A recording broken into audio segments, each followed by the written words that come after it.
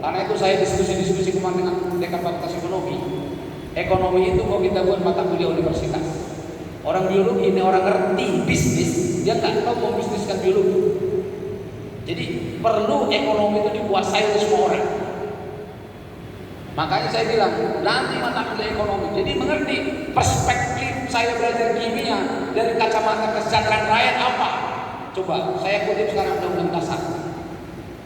Untuk apa kalian datang di Unimed? Untuk apa orang-orang tua yang kita hormati ini menitipkan kalian di Unimed? Karena itu saya bersyukur dan berterima kasih dari para beliau-beliau itu, karena mereka menitipkan kalian, diberi kepercayaan kepada Unimed untuk mendidik kalian. Itu yang saya apresiasi dari orang tua kita yang hadir ini. Nah, untuk apa? Baca baik-baik bahasa undang-undang. 1. Mencerdaskan kalian. 2.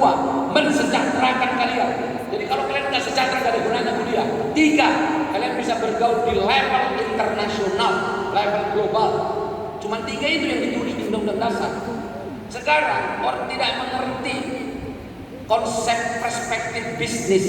Bagaimana kalian mau tahu bahwa belajar biologi itu mencerdaskan? Orang cerdas tadi cara makannya seperti itu.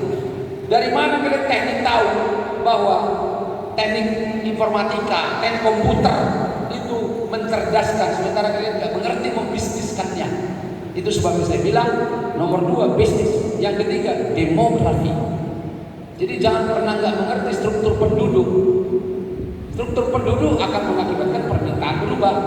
Nanti kalau di Indonesia orang-orang tua yang banyak, orang biologi kerjasama dengan gizi menyiapkan makanan yang untuk orang tua, sehingga tidak kolesterol, tidak asam urat, tidak jantungan dan macam-macam. Itu gunanya. Demografi itu penting. Yang keempat adalah gaya hidup, lifestyle. Iklan-iklan di TV itu lihat, belajar dengan lifestyle di Indonesia. Jadi kita jangan diagitasi oleh Jepang dan lain-lain. Revolusi industri 1,0, 2 nggak penting sama kita. Yang penting sama kita adalah bagaimana lifestyle Indonesia yang bercita-cita bahagia di dunia dan akhirat. Enak di dunia dan masuk surga. Beda sekali cita-cita kita dengan cita-cita orang lain. Dan karena itu lifestyle kita 4 hal itu akan menjadi ini. Sekarang tiba kita di ujung dari orasi. Saya menyampaikan 3 hal. Yang pertama, sekarang mulai dari diri sendiri. Coba tanya baik-baik hati nurani. Siapapun namanya, kalau saya namanya Syawal Kultom, saya bilang begini sama diri saya, Syawal Kultom, kau ini apakah hatinya lebih terbuka, pikirannya positif, mau bersusah-susah belajar?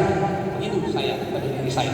Jadi mulailah pada diri saya. Jadi risetnya G.W. Carver itu menunjukkan ini 90% kegagalan itu berasal dari diri sendiri, mencari-cari alasan kebenaran.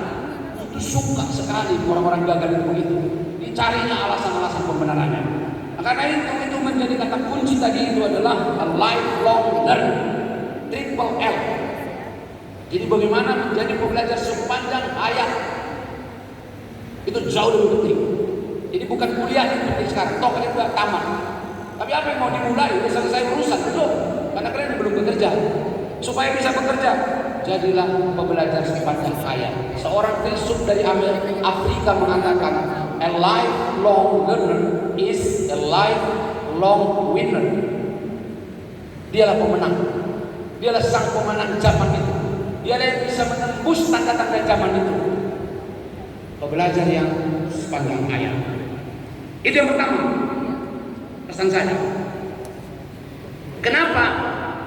Itu karena kalau tak belajar, seluruh potensi yang diberikan Allah, anugerah terbaik dari Allah pada diri kita, itu akan mati tanpa belajar. Seorang ini saya bacakan namanya Albert Schweitzer.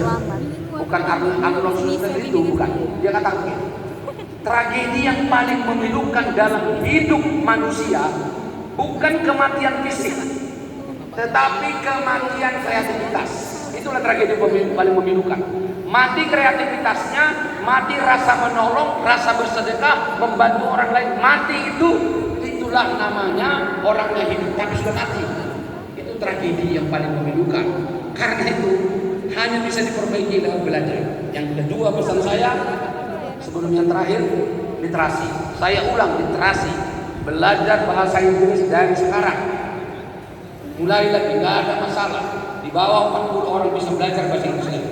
Yang ketiga, sebagai lulusan Unimed, jadilah orang yang memiliki kemampuan bertransformasi. Namanya transformatif kompetensi. Bagaimana caranya supaya bisa bertransformasi? Satu, orangnya selalu peduli dengan nilai baru, pendekatan baru, ilmu baru. Itu disebut dengan creating new value. Yang kedua, orangnya itu sangat literate, khususnya literasi manusia. Dia orang yang reconciling tensions and dilemma. Orang rekonsiliator sejati. Bayangkan hidup ini adalah dilema, tensi terlalu banyak. Jadi untuk bisa bertransformasi, dia harus bisa smooth untuk menyelaraskan antara tensi dan dilema. Dia rekonsiliasi dirinya. Saya dapatnya cuma segini, tidak apa-apa. Itulah realitas saya. Saya terima. Siapa orang yang kecewa itu? Bila selalu bicara keinginan. Allah memberi kita kebutuhan, bukan keinginan. Kapasitas kita itu misalnya 1 liter, Allah tak akan memberikan 5 liter tumpah. Jadi Allah memberi sesuai kapasitas kita. Pertanyaannya, bagaimana supaya kapasitas kita bertambah? Buka hati, lebih bersyukur, belajar yang banyak, itu menambah kapasitas. Supaya kalau Allah memberi 5 liter nanti muat. Kira-kira ilustrasi seperti itu. Yang ketiga, siapa orang-orang yang dinamakan bisa bertransformasi itu? Berani mengambil tanggung jawab, taking responsibility. Saya selalu terinspirasi dengan 2 cerita yang mau saya ceritakan ini. Satu, salah satu perusahaan mobil terbesar di Indonesia menyeleksi pegawainya dengan cara sebagai berikut. Seleksi pertama, logical thinking, cara berpikir. Drop tinggal 57% yang lulus. Oke. Yang kedua, tes keduanya karakter bekerja. Karakter. Ini orang mengambil keputusan cenderung ini itu jujur, integritasnya baik. Drop tinggal 15%. Baru yang terakhir technical skill yang dipelajari orang-orang fakultas teknik itu ternyata terakhir nanti diuji.